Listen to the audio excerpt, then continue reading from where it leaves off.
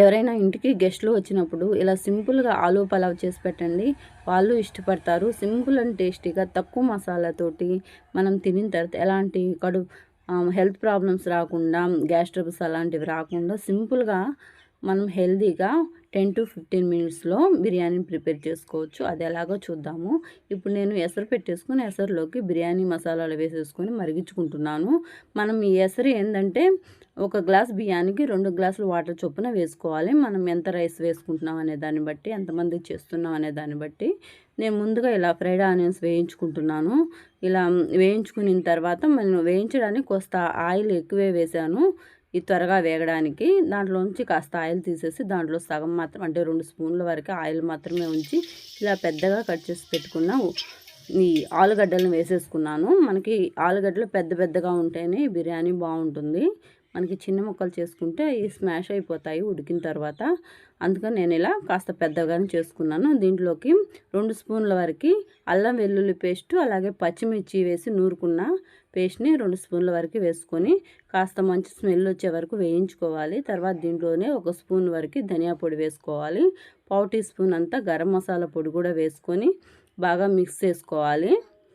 ఇలా అంతా మిక్స్ చేసుకున్న తర్వాత కాస్త వేగింది అనిపించినప్పుడు మంచి స్మెల్ వస్తుంది. పచ్చిమిర్చి, వెల్లుల్లి, అల్లం పేస్ట్ వేసాం కదా, మంచి స్మెల్ వస్తుంది. ఆ తర్వాత దీంట్లోకి మనం అరకప్పు వరకు పెరుగుని వేసుకోవాలి. పెరుగు మీ ఇష్టమైతే వేసుకోవచ్చు, వద్దనుకుంటే వదిలేయచ్చు. దీంట్లోకి ఒక పెద్ద టమోటాని ఇలా పెద్ద ముక్కలుగా కట్ చేసి వేసుకున్నాను. మనకి టమోటాలు స్మాష్ అవ్వాల్సిన అవసరం లేదు. ఒకసారి ఇలా కలిపేసుకొని మనం ముందుగా నానబెట్టుకున్న బియ్యాన్ని, నేనైతే 3 గ్లాసుల వరకే బియ్యాన్ని వేసానండి. ఇలా కడాయిలోనే చేస్తున్నాను, దీంట్లో సరిపోతుంది. మీరు కాస్త పెద్ద దబరైనా పెట్టుకొని చేసుకోండి. దీంట్లోకి మనం ఒక స్ట్రైనర్ పెట్టేసుకొని ఆ రైస్ అంతా వేసుకున్న తర్వాత ఒక స్ట్రైనర్ పెట్టుకొని మనం ముందుగానే ఎసరిని మరిగించి పెట్టుకున్నాం కదా, ఆ ఎసరంతా దీంట్లో పోసేసి తర్వాత దీంట్లో రుచికి సరిపడా సాల్ట్ వేసి ఒకసారి కలుపుకొని ఉడికించుకోవాలి.